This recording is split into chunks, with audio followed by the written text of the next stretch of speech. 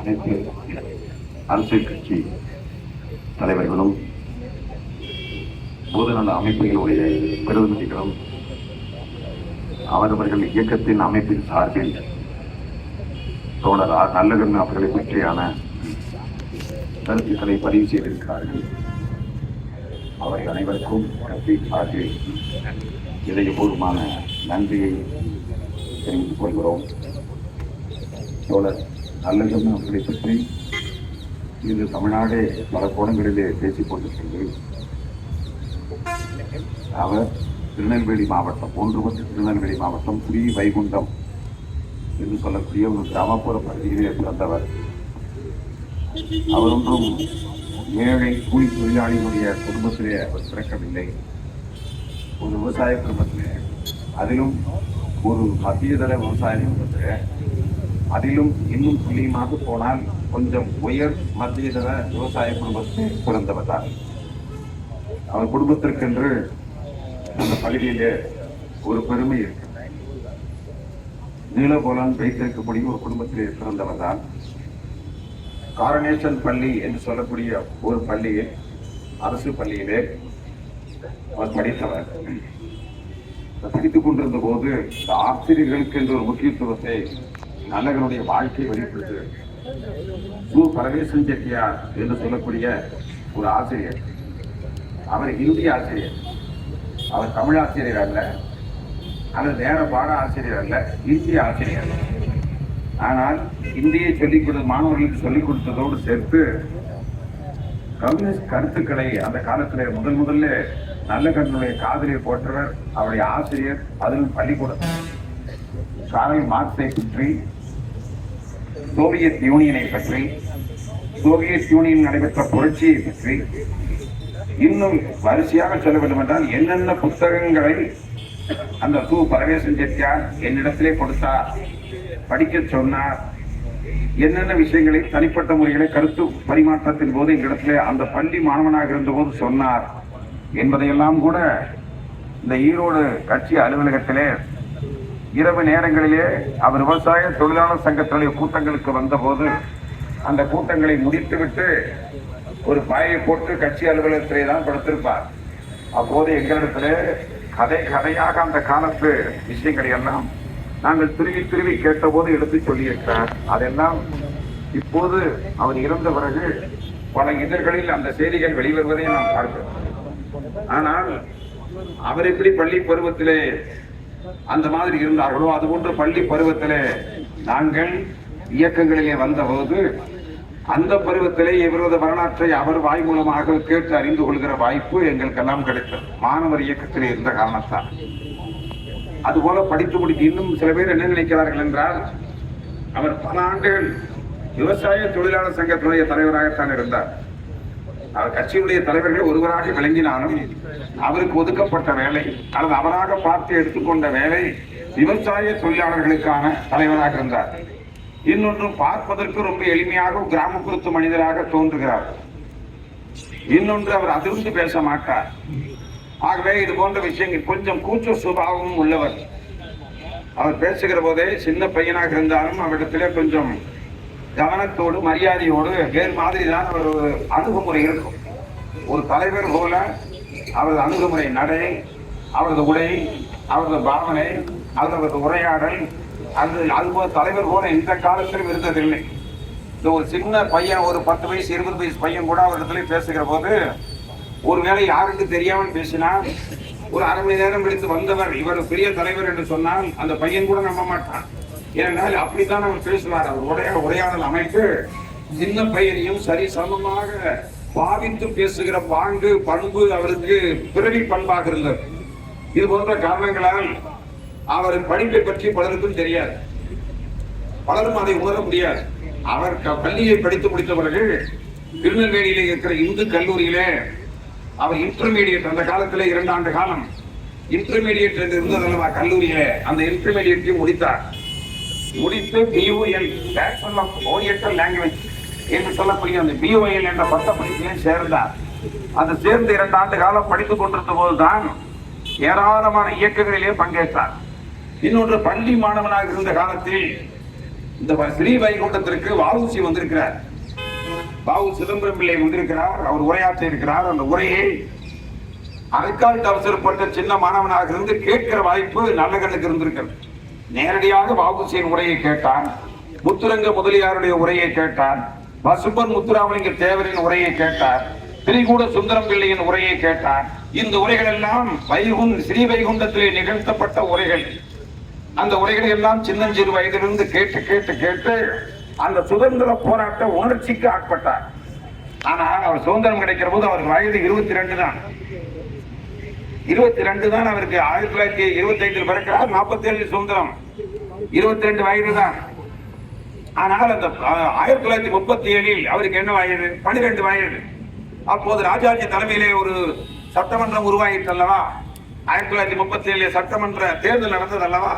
அப்ப 12 வயது பாலகனாக அந்த காங்கிரஸ் இயக்கத்தோடு இணைந்து அந்த ஸ்ரீவைகுண்ட பகுதியில் இருக்கிற பெரியவர்கள் எல்லாம் அந்த இயக்கத்தை ஆதரித்து களத்தில் இறங்கிய போது அவரோடு இணைந்து ஒரு சிறுவர் பட்டாளம் இணைந்தது அல்லவா? அதில் இவரும் மூத்தவர். அந்த சிறுவர் பட்டாளத்திலே மூத்தவர்.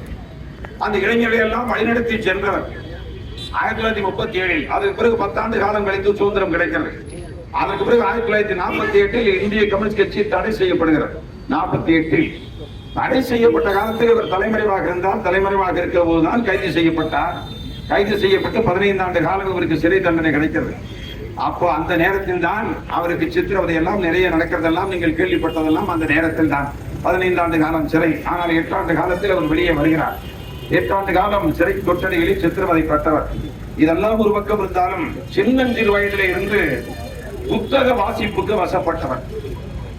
அவர் மாதிரி மிகப்பெரிய வாசிப்புக்கு வசப்பட்ட தலைவர்கள் அரிதினும் அரிது. ஏராளமான புத்தகங்களை வாசிப்பார். இப்ப அவரது வீட்டுக்கு போய் பார்த்தீர்கள் என்றால் 1000 புத்தகங்கள் வீட்டில் இருக்கின்றன. அவர் வீட்டிலே ஒரு பெரிய நூலகம். இன்னொன்று, அவர் அதுக்கப்புறம் அவ்வளவு தூரம் படித்தவர் என்ற முறையிலும் அப்போதே ஜீவாவுடைய உரையை மதுரையிலே ஏஐடியூசியுடைய மாநாட்டில், மாகாண மாநாட்டில் முதல் முறையாக கேட்டிருக்கிறார். அந்த ஜீவாவுடைய உரைதான் அவருக்கு நெஞ்சில் ஆழமாக பதிந்தது.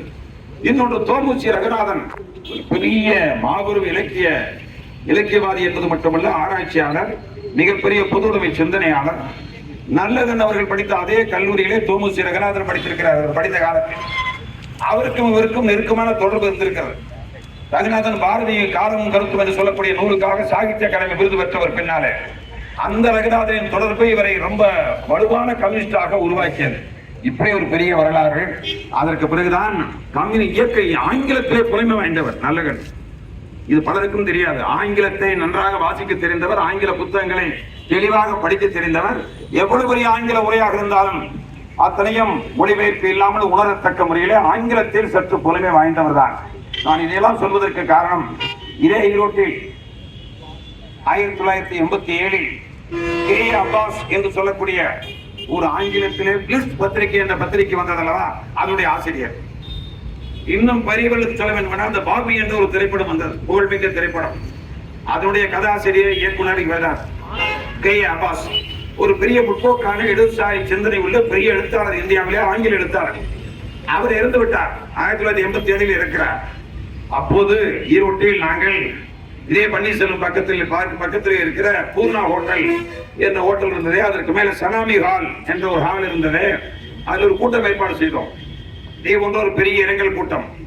அதில் கே. அப்பாஸ் நினைவாஞ்சலி கூட்டம் என்று ஏற்பாடு செய்தோம்.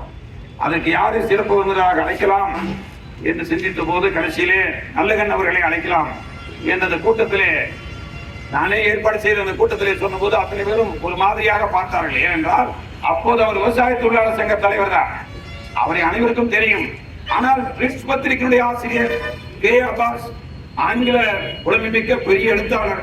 அவருடைய இரங்கல் கூட்டத்திற்கு இங்கே புதுமை இயக்கத்திலே பெரிய ஆங்கிலத்தில் பெரிய சக்தி வாய்ந்த தா. பாண்டியனை போல, எஸ். ராமகிருஷ்ணனை போல பெரியவர்களாம் இருக்கிறார்கள். அப்படி இருக்கிற போது நல்லகண்ணை சொல்கிறார்கள். கடைசியில் ஒத்துக்கொண்டார்கள். நல்லகண்ணு தான் வந்து 1 மணி நேரம் இங்கே இதே சனாமி ஹாலில் பேசினார். அது நடைபெற்று 38 ஆண்டு காலம் ஆகிறது. ஆனால் ஒரு 6 மாதத்துக்கு முன்பு ஒரு நண்பரை சந்தித்த போது அவர் சொன்னார், அந்த கூட்டத்திற்கு நான் வந்திருக்கிறேன், அதை மறக்க முடியாத உரை என்று சொன்னார். நான் இது குறிப்பிடுவதற்கு காரணம், நல்ல வாசகர், ஆங்கிலத்திலே புலமை பெற்றவர், ஏராளமான புத்தகங்களை வாசிக்கக்கூடியவர், கங்கை காவிரி இணைப்பு என்று சொல்லக்கூடிய அவரது நூல். இந்த தமிழ்நாடு என்ற பெயர் வைப்பதற்கான காரணம் குறித்த தனியான நூல், மொழிவழி மாநிலம் என்று சொல்லக்கூடிய தனிய நூல். இன்னொன்று, அவர் பாரதி பக்தர் என்றுதான் சொல்ல வேண்டும். அவர் திருநெல்வேலி சீமையிலே இருந்து வந்ததால் என்னவோ சின்ன வயதில் இருந்து பாரதியை பற்றி கதை கதையாக அறிந்து வைத்து பாரதியுடைய ஆய்வாளர் இவர். எந்த பாரதி ஆய்வாளராக இருந்தாலும் அவரை நாடி சென்று அந்த நூலை வாங்கி வந்து வாசிப்பதிலே மிகப்பெரிய ஆழ்மை மிக்கவர் நல்லகன் அவர்கள். மிகச்சிறந்த ஒரு அறிவாற்றல் மிக்கவர், ஒரு இன்டலெக்சுவல் என்று சொல்கிறோம் அல்லவா, பார்ப்பதற்கு அப்படி தெரியாது, ஒரு சாதாரண பாமர தலைவர் போல. ஆனால் ஒரு அறிவாற்றல் மிக்கவர், உறுதியானவர், ஆனால் அறச்சீற்றம் மிக்கவர். சாந்த சொரூபியாக வெளியிலே தெரிந்தாலும் ஏதாவது சமூக அநியாயம் என்று நடக்கிற போது அவருக்குள் இருந்த அந்த குமரி வரக்கூடிய அந்த அறச்சீற்றத்தை பக்கத்தில் இருந்து பல்லாண்டுகள் பார்ப்பதற்கான வாய்ப்பை பெற்றவர். அதை உடனே அப்படியே வெளிப்படுத்த மாட்டார்.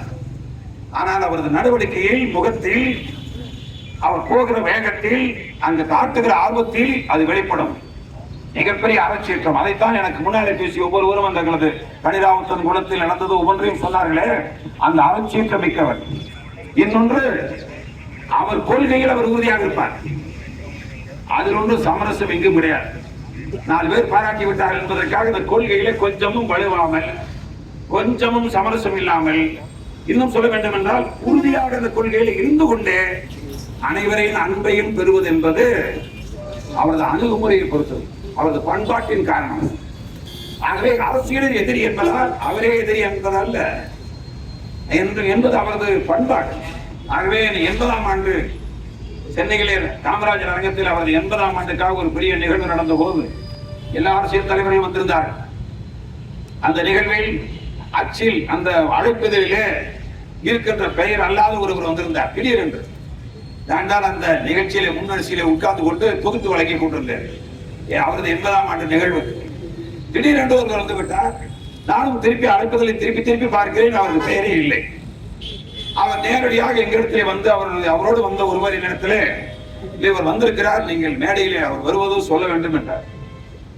எங்க மேடையில கீழே வந்தவெல்லாம் மேடையில போயிருந்தால் என்ன ஆகுது, என்ன ஆகும், புரோகிராமில் இருந்தால் பரவாயில்லை என்று நான் சொல்லிக் கொண்டிருந்த போது பார்த்தால் அவர் பாரதிய ஜனதா கட்சியுடைய மூத்த தலைவராக இல கணேசன் அவர்கள். அப்படி திடீரென்று வந்து விட்டார். அழைப்பதில் அவரை தனியாக யாரும் அழைக்கவும் இல்லை. ஆனால் அவருக்கு 80ஆம் ஆண்டு நடைபெறுகிற போது நேராக வந்தார். நானும் ஒளிபெருக்கிலே அறிவித்தேன். மேடைக்கு போய் சால்வை அணிவித்தார். அப்படியே நேரடியாக திரும்பி போய்விட்டார். ஏனென்றால் ஏன் இது குறிப்பிடுகிறோம் என்றால், எல்லா கட்சியினரிடத்திலும் நன்மதிப்பை பெற்றிருந்தாலும் தன்னுடைய சொந்த கொள்கையிலே எந்த இடத்திலும் பிசகு இல்லாமல் வாழ்ந்து 100 ஆண்டு காலம் வாழ்ந்து நம்மிடமிருந்து விடைபெற்று இருக்கிற தலைவருக்கு ஈரோடு முறையான அஞ்சலி செலுத்தும், இரங்கல் செலுத்தி இருக்கிற அளவுக்கு அத்தனை தலைவர்களும் உணர்வுபூர்வமாக, உணர்ச்சிபூர்வமாக உரையாற்றி இருக்கிறீர்கள். அனைவருக்கும் நன்றி தெரிவித்துவிட்டு இப்போது ஒரு 2 நிமிடம் நாம் அனைவரும் மௌன அஞ்சலி செலுத்திவிட்டு இந்த இடத்தை விட்டு விடைபெறுகிறோம். நன்றி.